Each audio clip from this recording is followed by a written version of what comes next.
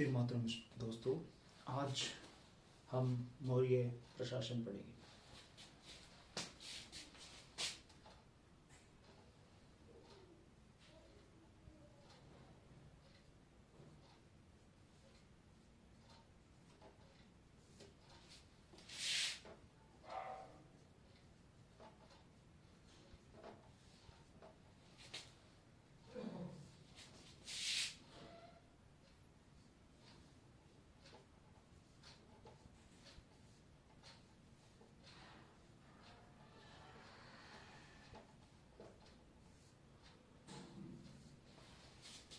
जैसा कि हम सबको पता है, मौर्य साम्राज्य एक बहुत ही विशाल साम्राज्य था, जिसका विस्तार उत्तर में हिंदू कुश पर्वत से लेकर के दक्षिण में आंध्र प्रदेश के एराकुडी तक, पूर्व में ब्रह्मपुत्र के मुहाने से लेकर के पश्चिम में गुजरात की कच्छ खाड़ी तक मौर्यों का विस्तार था।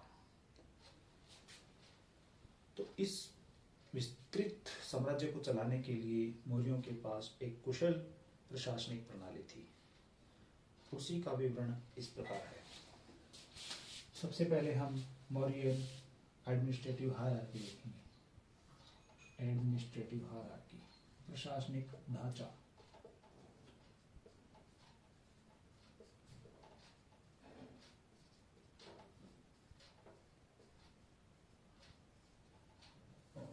Mauryan administration was structurally in the form of a pyramid with the Brahmani at the bottom and Samrat at the top. सबसे ऊपर एक पिरामिड की फॉर्म में साम्राज्य था।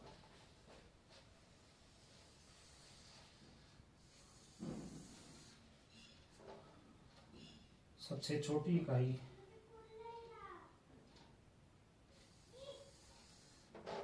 ग्राम होती थी। ग्राम का मुखिया ग्रामणी कहलाता था। फिर एक 10 गांव का समूह होता था, जिसे संग्रह कहते थे।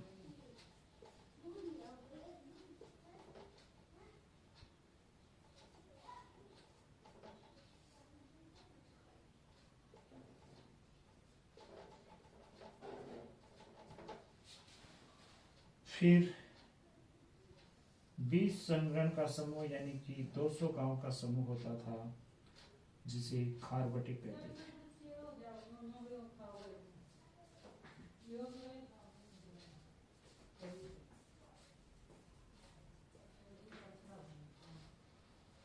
उसके बाद में 2 खारवटिक का समूह यानी कि 400 गांव का समूह द्रोणमुख कहलाता था।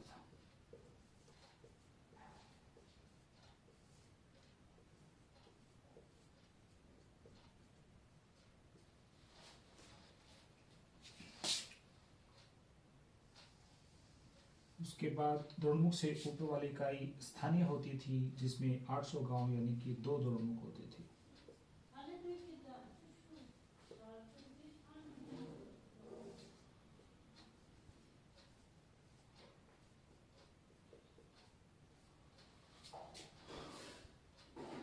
उसके बाद में जिला होता था, जिसे कि आहार या विषय कहा जाता था।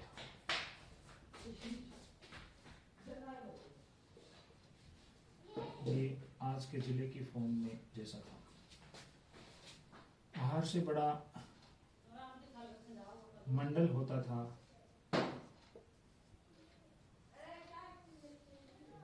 और मंडल से ऊपर प्रांत होते थे यानी कि राज्य होते थे, स्टेट्स होते थे, और सबसे ऊपर सम्राट होता था। जो प्रांत होते थे कुल संख्या में 5 थे। इनके मुखिया तकरीबन राजवंश ही होते थे, कोई एक आधा पात छोड़ करके, और इनके मुखिया को, राज्यपाल को कुमारिया आर्यवर्त कहते थे।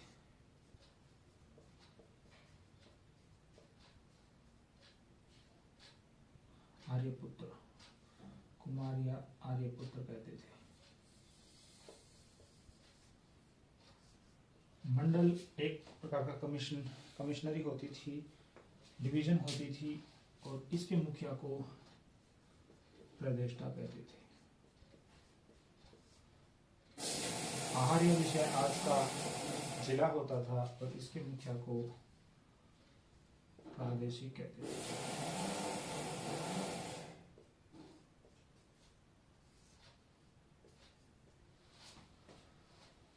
उसके बाद में स्थानीय के मुखिया को स्थानिक कहते थे।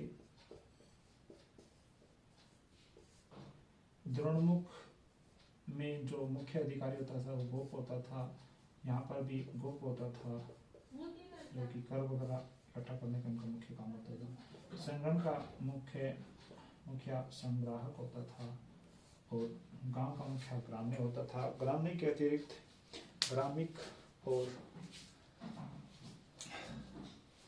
वृत्त परिषद भी होती थी। तो ये एक एडमिनिस्ट्रेटिव हायरार्की थी मौर्यों की। अब हम सबसे पहले केंद्रीय प्रशासन को देखेंगे।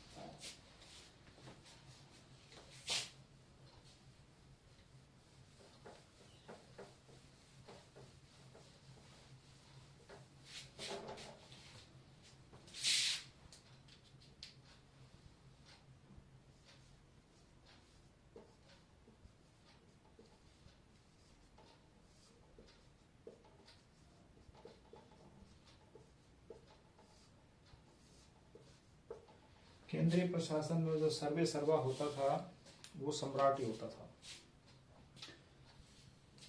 सम्राट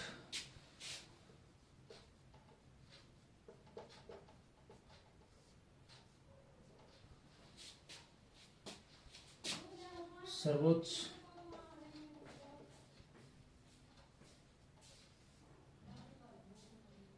कार्यपालिका अध्यक्ष होता था।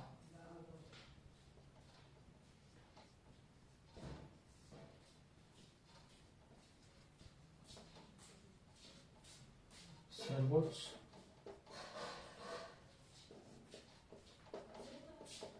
सेनापति, सर्वोच्च न्यायाधीश।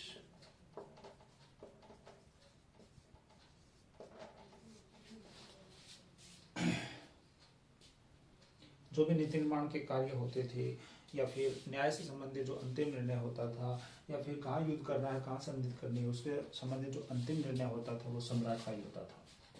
सम्राट की सहायता करने के लिए सम्राट अपने पास मदद या हेल्प के लिए अपने पास एक मंत्री परिषद रखते थे।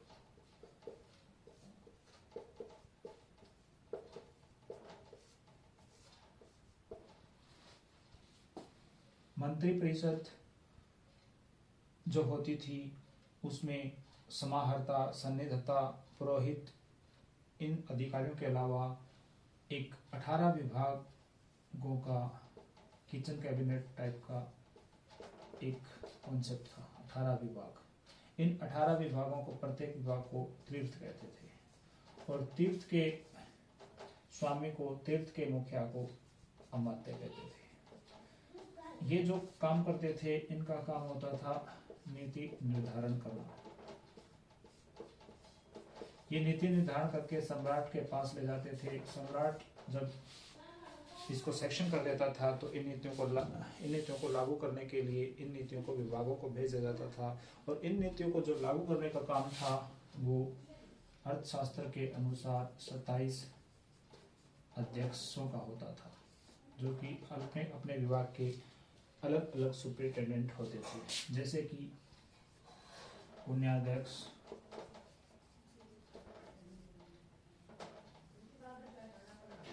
पाण्याध्यक्ष,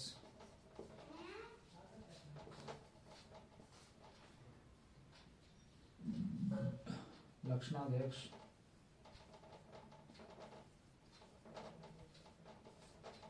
आकाराध्यक्ष,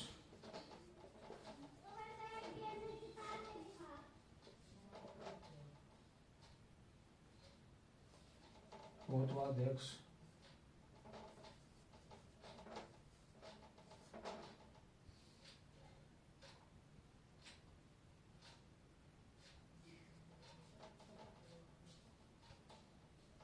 पत्राध्यक्ष,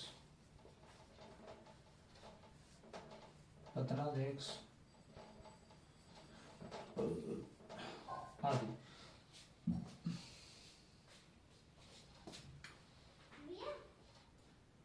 ये था केंद्रीय प्रशासन। केंद्रीय प्रशासन में कुछ ये आज के आईएएस के रूप में काम करते थे, ये किचन कैबिनेट के रूप में काम करते थे, और ये खुद प्रधानमंत्री यानी कि सम्राट ही होता था।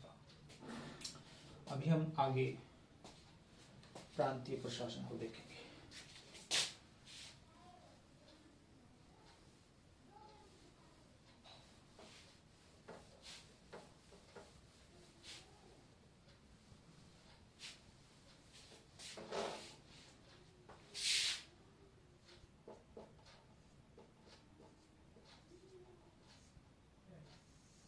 प्रांतीय प्रशासन मौर्यों के टाइम पे पूरे साम्राज्य को 5 प्रांतों में बांटा गया था। पहला प्रांत था मगध। मगध की राजधानी पाटलिपुत्र।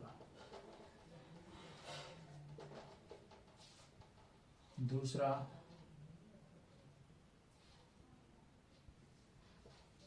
अवंतीपथ या फिर उत्तरपथ बोल सकते हैं। सबसे पहले हम उत्तरपथ को देखते हैं। उत्तरपथ, दक्षिणपथ,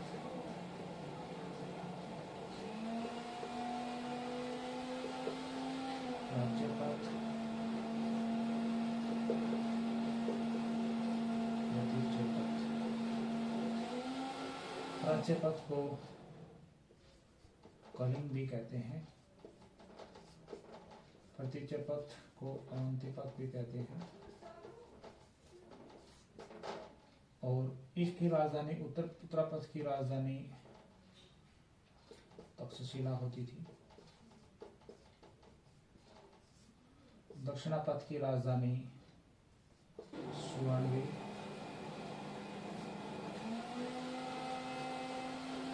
राज्यपथ की राजधानी धौली या फिर कौशाली। धौली या कौशाली। अवंतीपथ की राजधानी उज्जैन।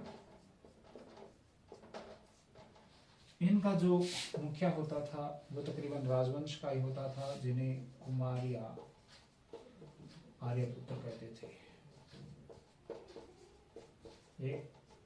ये राज्यपाल होते थे अपने राज्यों के। इनका कार्य अपने राज्य में कानून व्यवस्था बनाने के साथ साथ कर इकट्ठा करना और राजा की सहायता करना।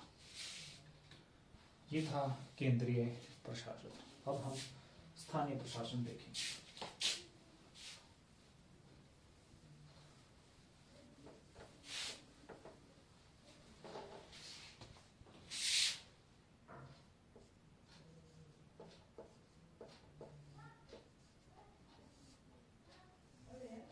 इसमें एक बात और है कि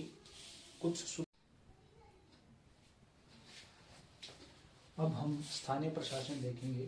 स्थानीय प्रशासन में सबसे छोटी इकाई गांव होती थी, जिसे ग्राम कहते थे। ग्राम के मुखिया को ग्रामणी कहते थे। ग्रामणी आज का सरपंच के जैसा होता था।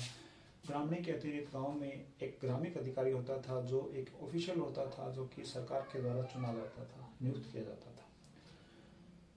ग्रामीण आज के ग्राम सचिव के जैसा होता था और ग्रामणी सरपंच जैसा होता था।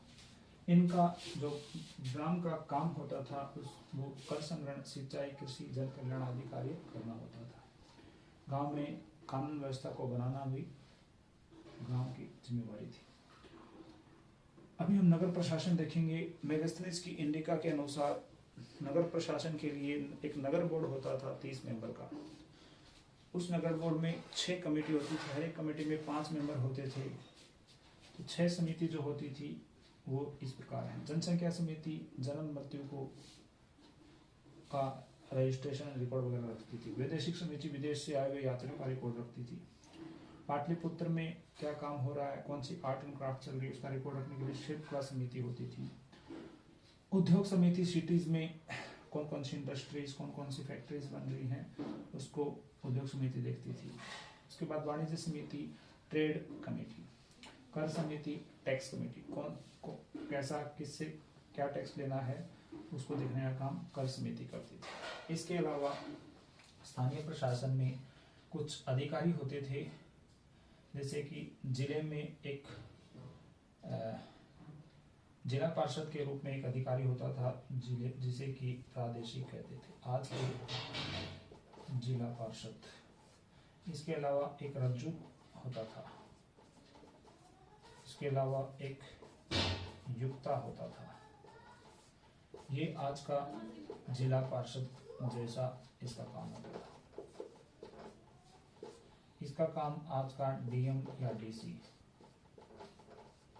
युक्ता का काम आज का एसडीएम के इक्विवेलेंट होता था। रज्जू जो शब्द बना है वो रज्जू से निकला है। रज्जू का मतलब होता है जेवड़ी या रस्सी। जैसे जेवड़ी डाल के जमीन को नाप के उससे कर वगैरह इकट्ठा करने का काम रज्जू का होता था।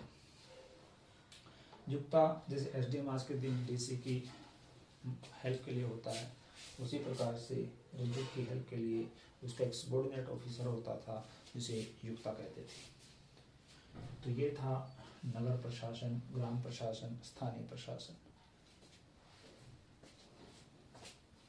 अभी हम आगे बढ़ते हैं।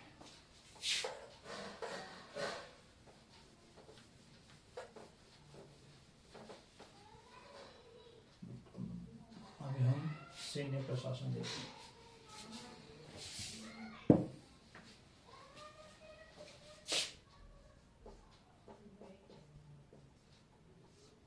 सैन्य प्रशासन कौटिल्य के अर्थशास्त्र और मेगास्थनीज की इंडिका के अनुसार मौर्यों की सेना बहुत विशाल थी, जिसमें 6 प्रकार की सेनाएं होती थी। पहली पैदल सेना, जिसे इन्फेंट्री कहते हैं।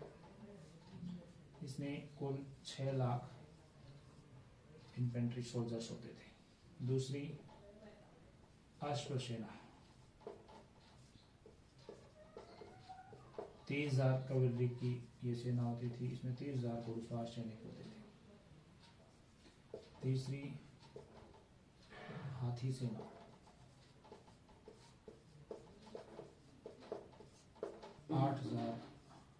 9,000 हाथी होते थे। चौथी रथ सेना, जिसमें 800 रथों का उल्लेख हमें मेगास्थनीज की इंडिका से मिलता है। रथ सेना का जो अध्यक्ष होता था उसे रथाध्यक्ष कहते थे। हाथी सेना का अध्यक्ष को हस्त्याध्यक्ष,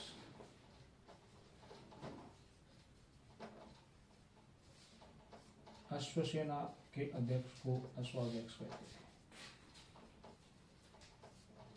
पैदल सेना के अध्यक्ष को पदाध्यक्ष।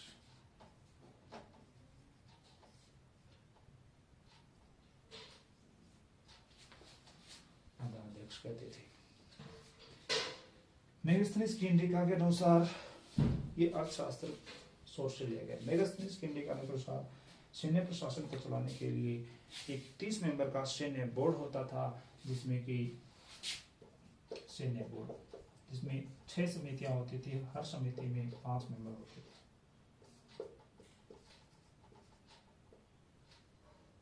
30 सदस्य। जो 6 समितियां थी वो कौन कौन सी थी? सिंह, पैदल सेना समिति, अश्व सेना समिति, हाथी सेना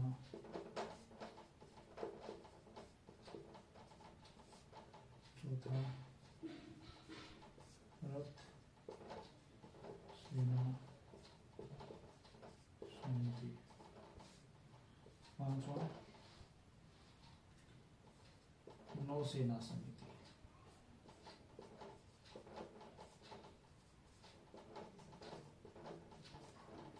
छठा रसद समिति। नौसेना समिति नेवी से संबंधित कार्यों को देखती थी और रसद समिति सप्लाईज, हथियार, खाना पीना, सोल्जर्स का रहना वो देखती थी। रसद समिति सप्लाईज एंड स्ट्रेटजिक।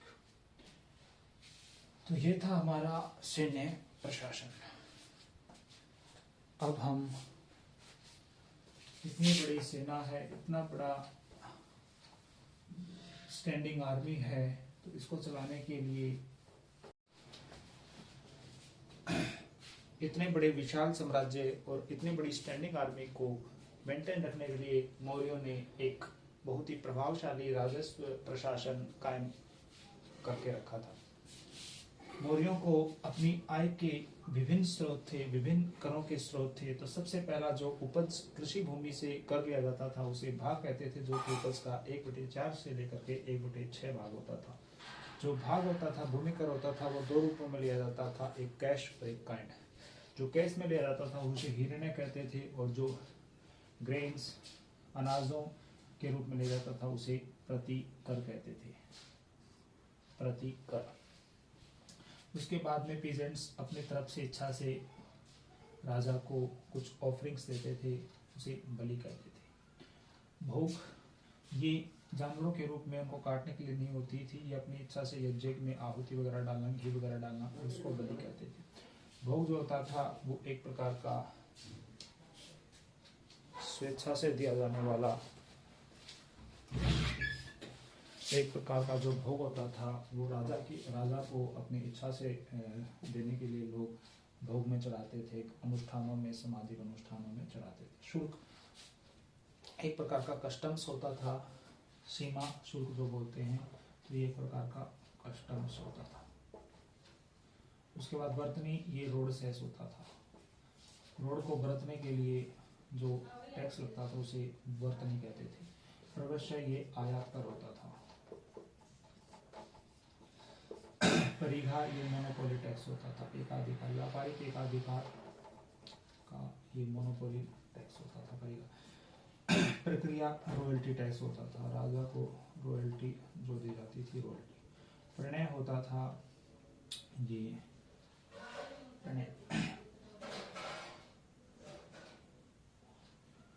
पार्सन जो होता था ये सरचार्ज होता था।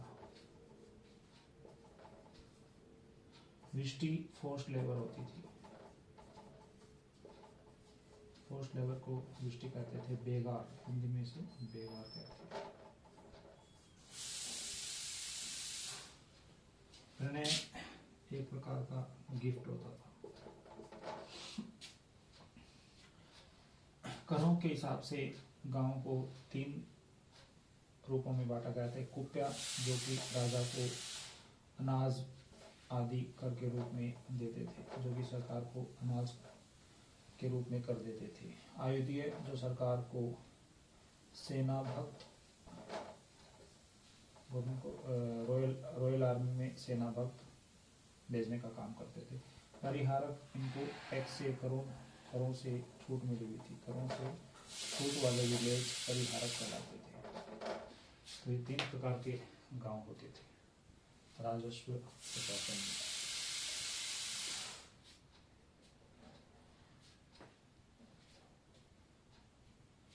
अशोक के 8वें मेजर वर्क एडिक्ट में, महाशिलालेख में उल्लेख मिलता है कि अशोक ने लुम्बिनी को परिहारक में शामिल कर दिया था। वहाँ यात्रा की थी और वहाँ पे इस लुम्बिनी को करों से छूट प्रदान कर दी थी। तो ये हमारा राजस्व प्रशासन। अब हम पढ़ेंगे पुलिस और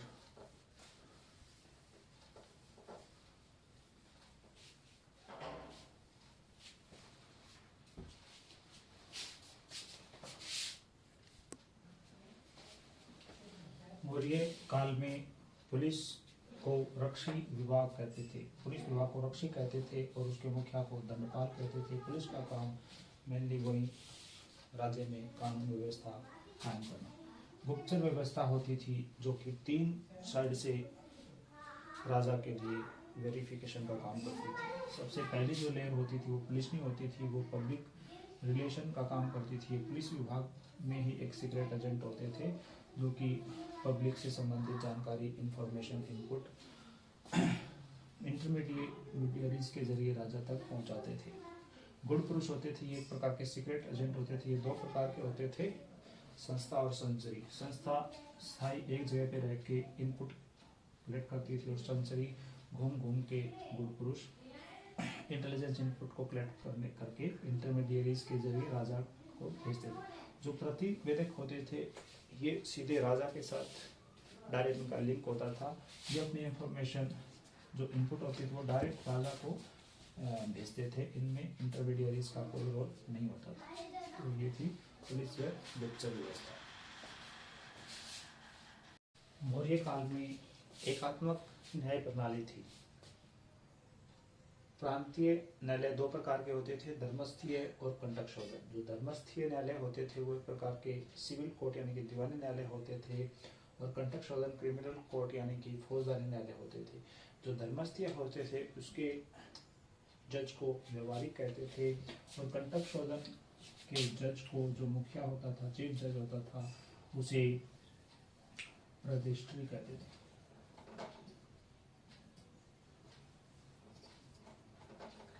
रजिस्ट्री रजिस्ट्री रजिस्ट्री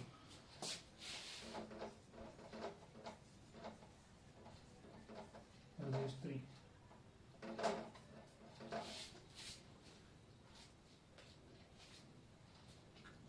इसके अलावा एक रज्जुक नाम का ऑफिसर होता था जो कि रूरल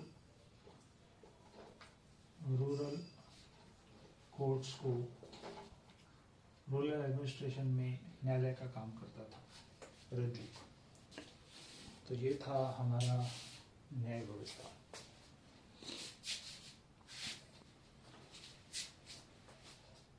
तो अभी तक हमने मौर्य काल के पूरे एडमिनिस्ट्रेशन हायरार्की को पढ़ा। उसके बाद केंद्रीय प्रशासन, प्रांतीय प्रशासन, स्थानीय प्रशासन को पढ़ा, फिर सैन्य प्रशासन, राजस्व प्रशासन, न्याय प्रशासन को पढ़ा। उसके बाद नगर प्रशासन और ग्राम प्रशासन को भी हमने पढ़ा। तो लेट्स